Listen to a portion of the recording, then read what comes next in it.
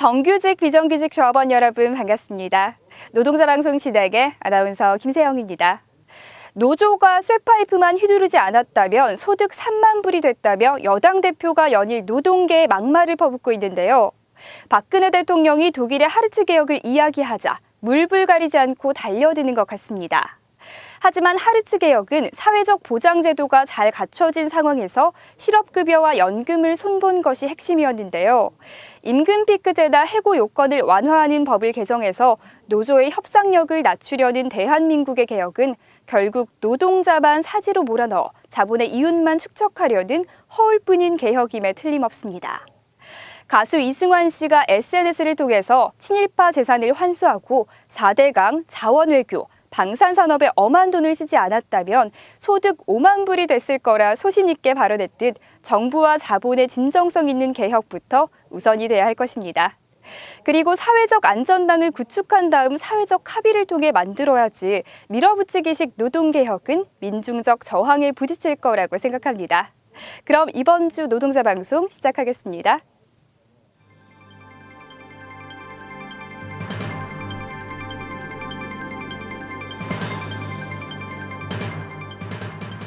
지난 7일 통상임금 정상화 기자회견을 가졌습니다. 지난 7일부터 1박 2일 일정으로 단체교섭위원 집중토론 및 중앙쟁대위 2차 회의가 열렸습니다. 지난 3일 쟁의대책위 출범식 및 전조합원 결의대회가 개최됐습니다. 지난 9일 쟁의행위를 위한 조합원 찬반 투표가 실시됐습니다. 9기 금속노조 임원 선거가 실시됩니다. 이번 주 기획방송은 우리는 당당한 프로 노동자 편입니다.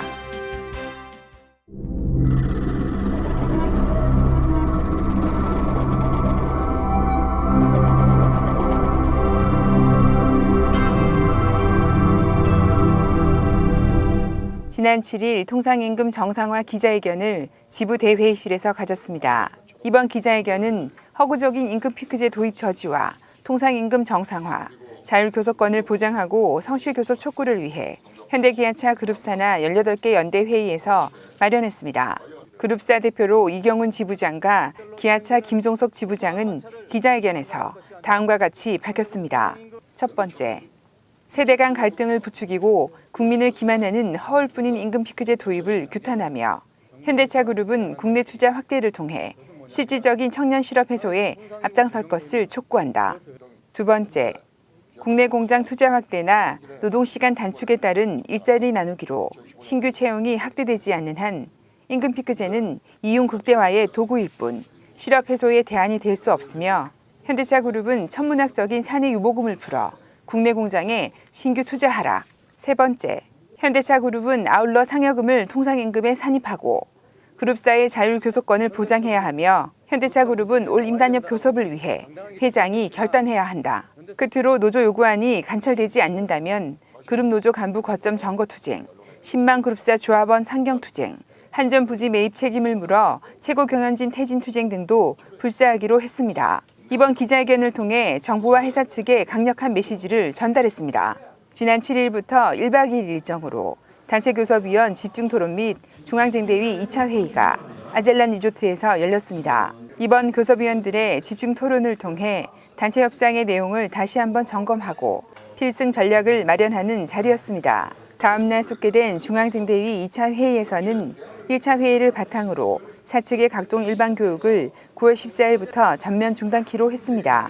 아울러 상무집행위원은 8일, 대의원은 14일부터 철야 농성에 돌입하고 출근 투쟁은 9일부터 실시되며 12, 13일의 특근은 예정대로 진행됩니다. 9월 13일 이후 잔업 및 특근은 3차 쟁대위에서 논의키로 했습니다. 지난 3일 중앙쟁대위 출범식 및 전조합원 결의대회가 본관 잔디밭에서 개최됐습니다. 이 자리에 참석한 수많은 조합원 동지들은 한치의 흔들림 없는 모습을 보였습니다. 투쟁사에 나선 이경훈 지부장은 박근혜 정부가 노동조합 죽이기 정책에 나팔수 역할을 하는 집권여당 대표를 강력히 비판했습니다. 이어 단체교섭 3개월 동안 조합원에게 속 시원하게 아무것도 제시하지 못한 회사 측에게 압도적인 투표와 찬성으로 본때를 보여주자고 했습니다. 끝으로 지부를 중심으로 단결하면 반드시 승리할 수 있음을 장대비를 맞으며 함께한 조합원과 굳은 결의를 다졌습니다. 지난 9일 쟁의 행위를 위한 조합원 찬반 투표가 일제히 실시됐습니다. 임시 대의원 대회를 통해 쟁의 발생 결의를 마치고 10일간의 냉각 기간을 거쳐 쟁의행위 찬반 투표가 1, 2직 중식 시간을 이용해 지정된 투표소에서 일제히 실시됐습니다.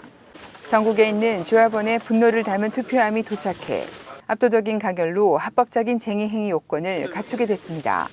이제 2015년 임단투를 승리로 만들기 위한 방점을 찍어야 합니다. 조합원 동지들은 지부를 중심으로 한치의 흔들림 없이 투쟁 대우로 승리하는 임단투를 만들어 갑시다. 9기 금속노조 임원 선거가 9월 14일부터 16일까지 실시됩니다. 9기 금속노조 위원장에는 김상구, 수석 부위원장에는 박상준, 사무처장으로는 오상용 후보조가 단독으로 입후보했습니다. 부위원장에는 김만태, 함재규, 강두순, 항우찬 등 총 7명 중 4명이 입후보해 9기 임원 모두 찬반 투표로 진행됩니다. 한편 현대차 지부는 15일 지정된 투표 장소에서 일찍은 11시 30분에서 12시 30분까지, 이직과 상시 주간조는 15시 30분에서 16시 30분까지 각 1시간 투표 후 라인이 가동될 예정입니다.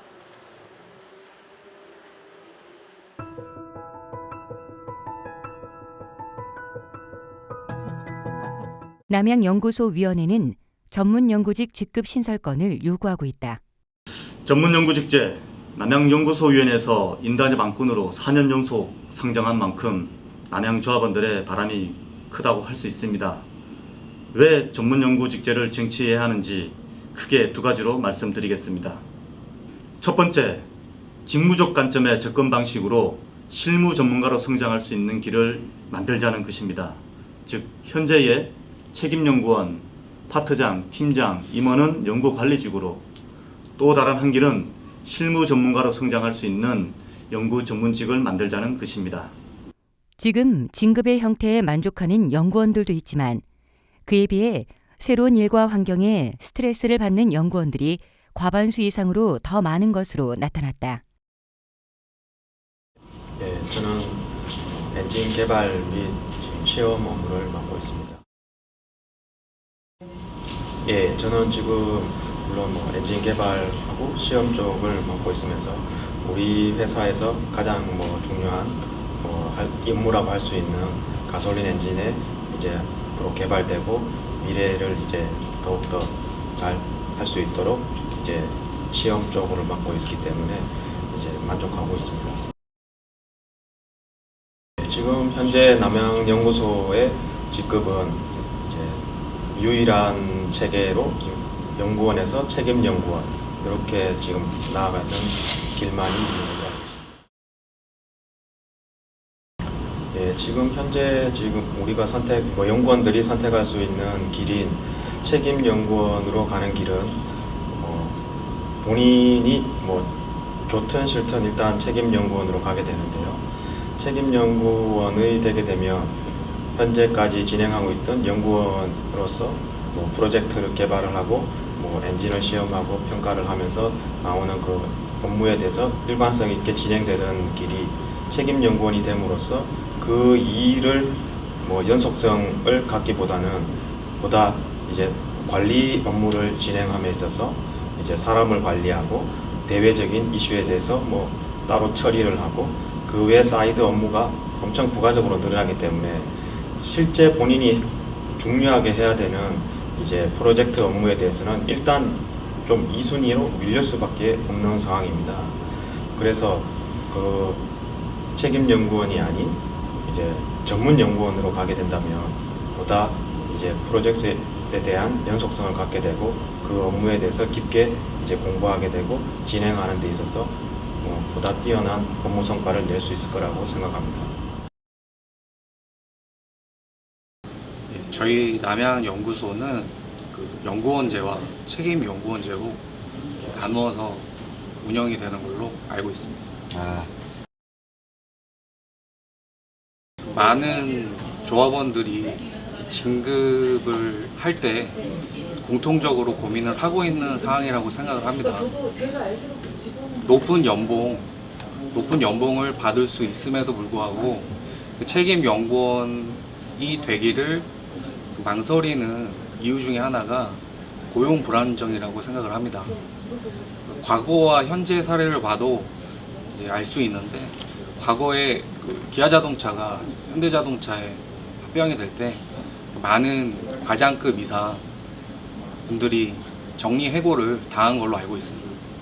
그리고 현재 사례를 보아도 임금 피크제부터 시작을 해서 정책적으로 노동시장에 많은 탄력성이 좀 떨어지는 상황을 봤을 때 그 고용 불안정이 가장 책임 연구원으로 진급을 하는 데 있어서 걸림돌이 되지 않나 생각을 합니다.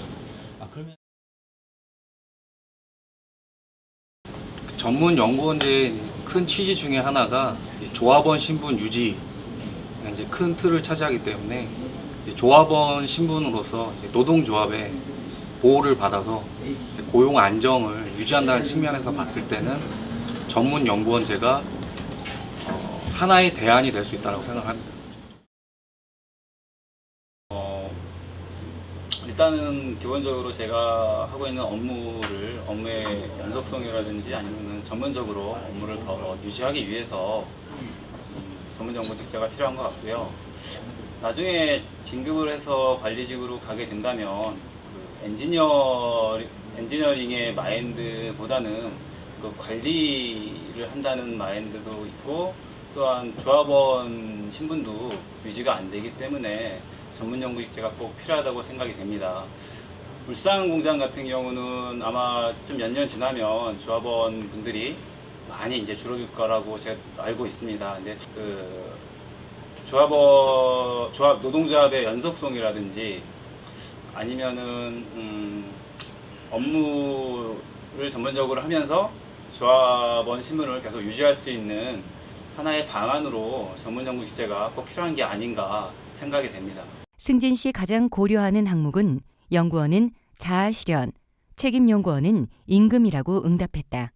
젊은 세대의 변화된 가치관을 반영하듯 연구원은 개인의 자아실현을 가장 크게 고려하였으며 가족 부양의 의무가 높은 책임연구원들은 임금을 선택한 것으로 해석된다.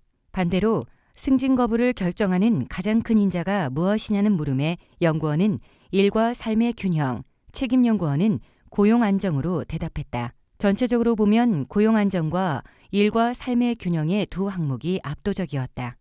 설문조사 결과에서도 보았듯이 남양연구소 책임연구원의 업무 만족도가 연구원 대비 떨어진다. 기술적 실무 전문가로서 성장하고 싶지만 과도한 관리 업무로 인하여 연구원 시절에 익힌 실무마저 잊어버리고 있는 것이 현실이다. 게다가 적성에 맞지 않는 업무로 인한 스트레스로 작업률 저하를 가져올 수가 있다. 회사는 직원들이 일과 삶의 균형을 추구하고 삶의 질 향상을 이룰 수 있도록 장시간 노동을 근절하고 전문 연구직자와 같은 연구 인력의 전문 역량을 유지, 강화시킬 수 있는 남양연구소 문화를 만들어 고용 안정은 물론 적극적인 기여로 큰 도움을 얻을 수 있을 것이다.